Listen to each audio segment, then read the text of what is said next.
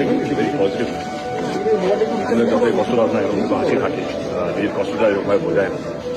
আমার এখন কথা বলে যেটা মনে হলো এখন আগে থেকে বেটার, বেশি স্পিরিট করে। এবং যেহেতু বাবা নিজেরই বাবার মতো, তো বাবাকে দেখতে তার ছেলে এসছে কিছু।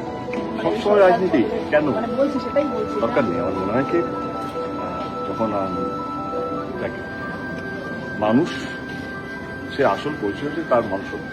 এবং মিঠুনদা যেই দলই থাকুক না কেন, মিঠুনদা আমার বাবার মতো ছিল, আছে এবং থাকবে। এবং আমি ওনার ছেলের মতো আমি কামনা করবো কি ওনার উনি তাতে সুস্থ হয়ে যান এবং আর যেন ওনাকে হসপিটালে আসতে হয় এবং সুস্থভাবে কাজ করুন। এবং আগামী দিনেও আমরা ছবি করছি, সেটা যেন আমরা সুস্থভাবে করতে পারি।